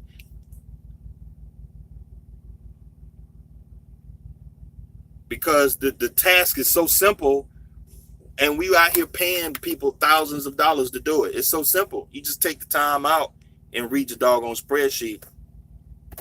Truck lasts 10 years. You made 200,000 each year. How much is that, bro? Thinking too hard. Okay, yeah, I guess. I don't know what I'm talking about. I'm gonna let all that go because I'm arguing with a bunch of people that don't.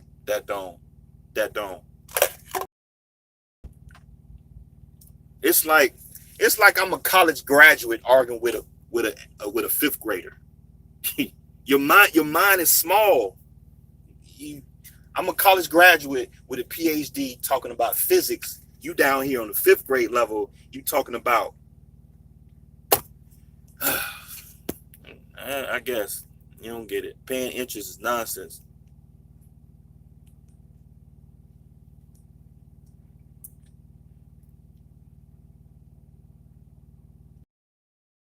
Big face, we talking about brand new truck would last 20 years.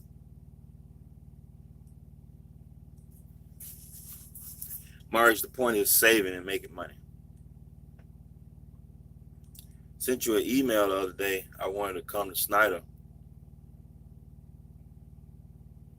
The only thing I tell y'all about going to Snyder, if you doing the IC Choice Board, if they do not have a 1-year lease available, don't do it. That's all I can tell you. That's all I can tell you. Don't do it. So get you a 1-year lease. If they don't have it, go find an independent leasing company or go to a dealer and get a truck. So how do you buy a house being an owner-operator? They say you gotta show profit, right? Is the house in the business name? No, but it really don't matter because I'm a sole proprietor. It don't matter. My rental property is in a separate entity, but it's a single member entity, so it don't matter. You operate like a sole proprietor. But the thing is, I need assets not in my own name. So, but I'm not gonna get in that because I got a whole bunch of videos. But okay, I will go find it. Y'all are a trip, man. Y'all are a trip. And so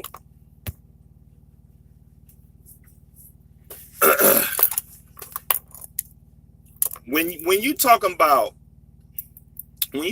taxes, I'm gonna try to address this Metro Elite. How do you buy a house being an owner operator? And they say you got to show a profit, right? Is that the house in the business name? What you're talking about is buying a property. You buying a house retail. And so when you buy a house retail, you got to conform with standard Fannie Mae mortgage guidelines, which means you got to submit tax returns, pay stubs, and all the other bullshit, right? But if you're watching my videos, you doing non-traditional financing. You using private financing, you using cash, you using commercial lending guidelines. And so commercial lending guidelines, if you're using borrowed money, either be real estate or truck or what have you, commercial lending guidelines don't require you to present a credit score, pay stubs. It don't require you to submit none of that stuff because it's not Fannie Mae. It's not Fannie Mae regulated. Typically, for a commercial loan, all you got to submit is a profit and loss, bank statements. You might have to submit your tax returns, but that's rare. All of the commercial loans that I have, they usually just want bank statements, a profit and loss. You can get those two, you can pretty much get approved for whatever you want. And so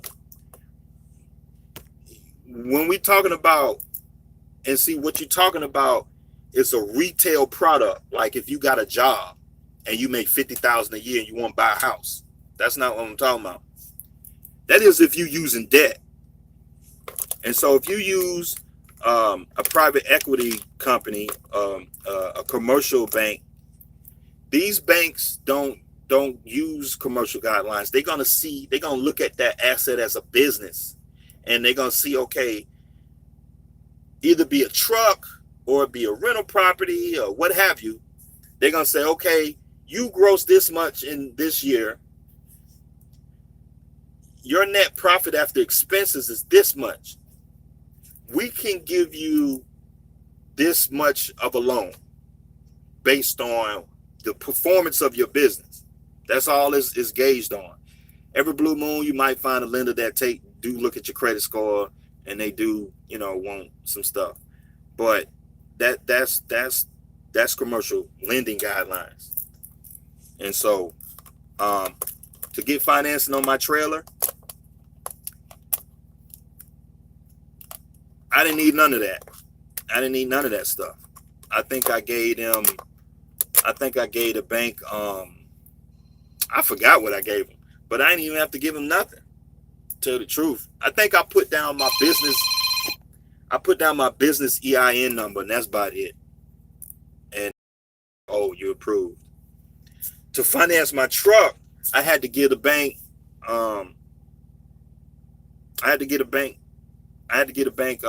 12 months bank statements. I had to give them a profit and loss, and I had to give them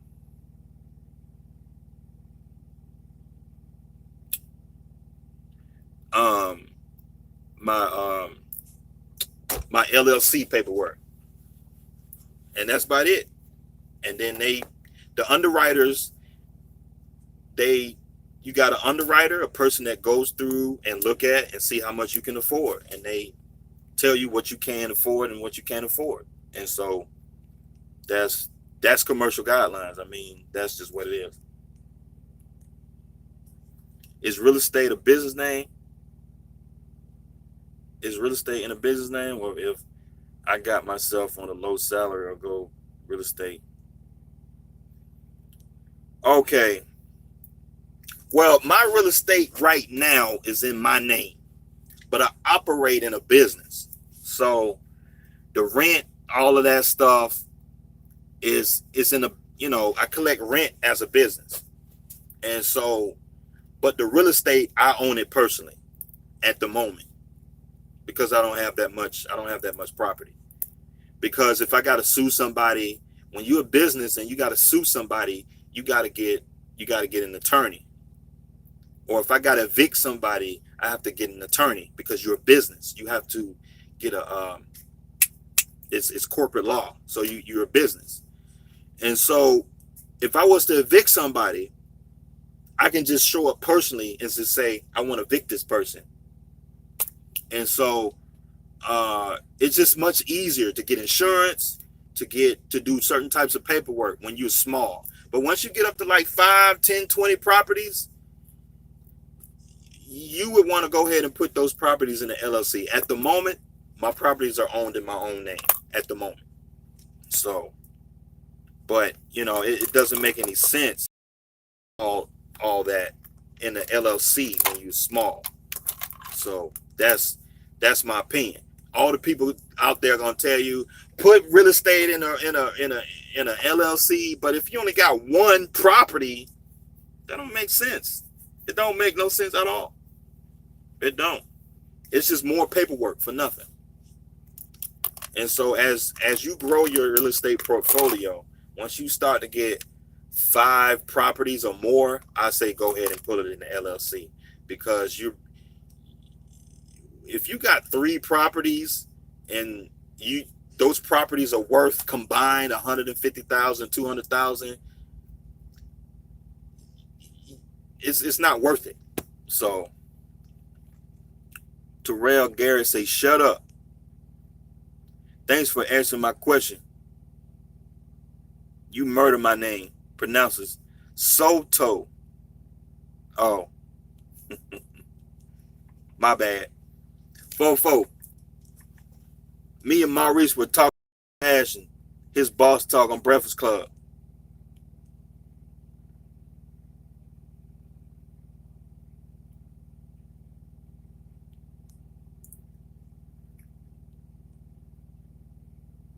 You have to live within your means.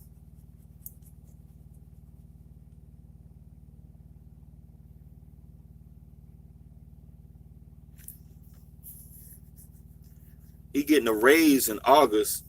Kids going to public school. Private school was kicking my pockets last 6 years. I'm investing those funds in a duplex.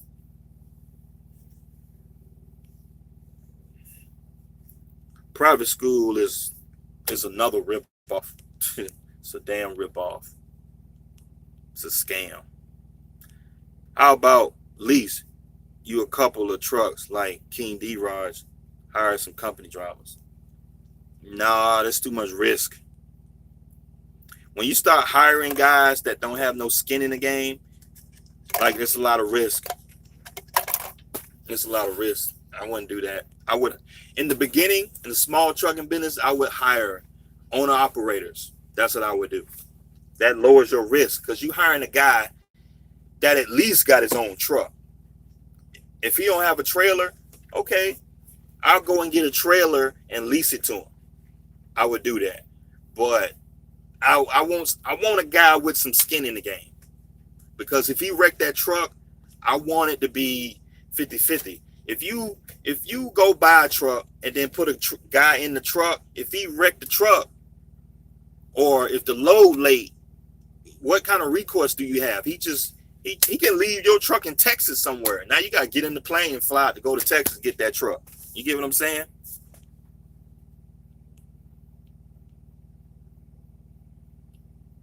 Maurice Anderson said, laugh loud, women don't worry about small stuff. That's a lie. Okay.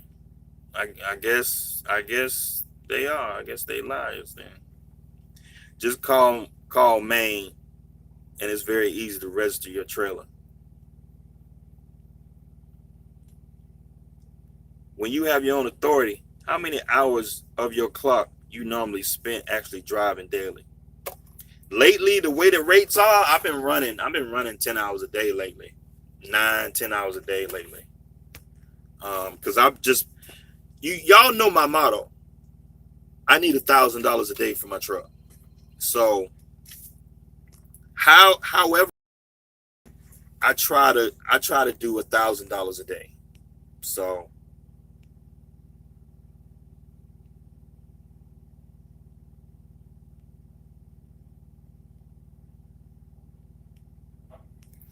however I got to do it, I try to get $1,000 a day minimum.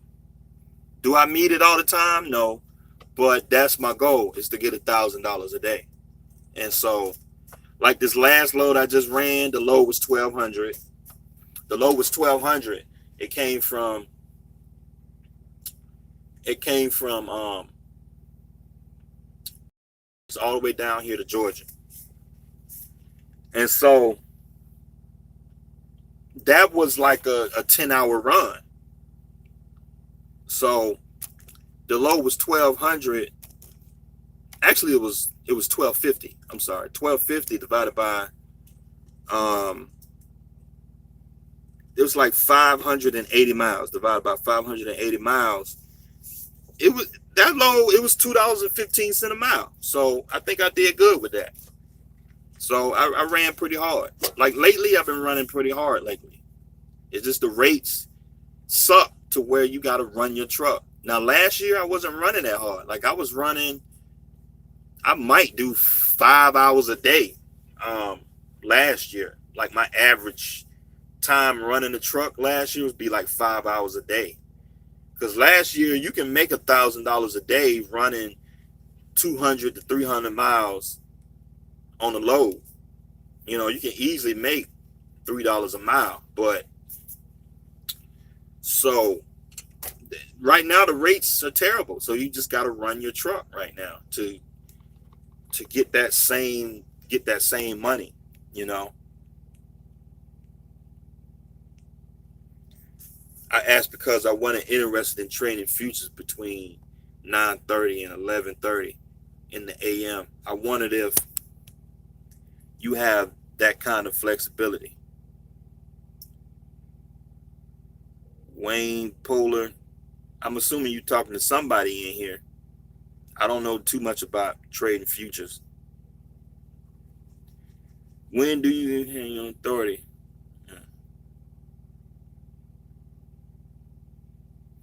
Oh, okay. Oh, okay.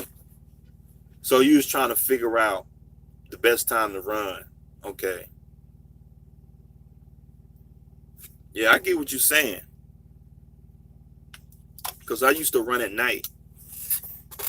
And basically, it's when you got your own truck and trailer, it's hard to run at night because you got to wake up at 7 in the morning when the brokers get up and get to their office to book loads.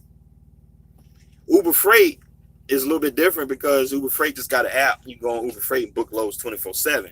But like most brokers work Monday through Friday, 8 to 5. So at 5, if you don't book a load by 5 o'clock, you might as well just kiss the day goodbye. You ain't gonna get a load. But that's where Uber Freight come in at. They fill the void, they fill the gap, because Uber Freight has always got some freight on the board. So, but yeah, like running, you can run at night. You just got to know how to run at night. So like you can run at night. You can book you got to see when you run at night with your own truck and trailer, you got to get up and book a load, get you maybe 2 loads booked to get you a couple days so you can run at night. So you're going to run between like 7 at night to 7 in the morning or 6 in the morning. Or like, I say midnight, or say 10 at night to like 5 or 6 in the morning. And so that's a good time to run because there's plenty of truck stops that got parking. I used to run at night and I loved it. It's tough, but at the same time, I love it because it's plenty of parking. In the daytime, truck stops are empty. And so I would run at nighttime and park my truck in the back corner of the truck stop, and it'd be quiet. I can sleep in peace. I wake up like 5, 6 o'clock in the afternoon, run my truck. But the thing is, your sleep is all over the place. So like what I would do, I would I would go to bed at like, I say about, I'm trying to think. I would go to bed at like, see, this is what I used to do. I would run at night. Before I go to bed, I would stay up to about noon, maybe like 11 o'clock. I would stay up to about 10, 11 o'clock. And then I would, I would stop driving at like 4, maybe all the way, maybe 4 to like 8 o'clock, somewhere in there. I stopped driving. Between 7 and like 10 o'clock, I would start calling brokers and start booking loads. And by 10 o'clock, I would usually have a load. I'll get a load, go to bed, go pick the load up, and run that like that. Running at night is a challenge because you got to work around these shippers. Most brokers work between 8 and 5, and most shippers are open between 8 and 5. But there are some shippers that are 24 hours. Sometimes a lot of these shippers out here that are open late at night, midnight, and stuff like that. But the goal is, before you go to bed, is to get a load, get loaded, then go to bed, then wake up, run the load. So it's a little juggle game you got to play when running at night. But if you can do that, it's cake, because there ain't no traffic out. The truck stops are empty. It's plenty of parking. It's beautiful. I love running at night. The best thing about trucking, there's 1,000 ways to skin a cat. Be successful. Yeah, man. It's a lot of ways to skin a cat. But we got 2 hours on this video. I appreciate y'all hanging out. We got 2 hours. A lot of y'all on here running with me for 2 hours, man. I really appreciate it. Y'all gave me some content. And I appreciate y'all watching my videos, man. I'll see y'all next time. Oh, if you looking for the best factoring company in the world, Triumph Business Capital, best factoring company in trucking. Tell them I sent you. Fofo Trucker, aka JH Services. And if you want to send me an email at fofotrucker@gmail.com.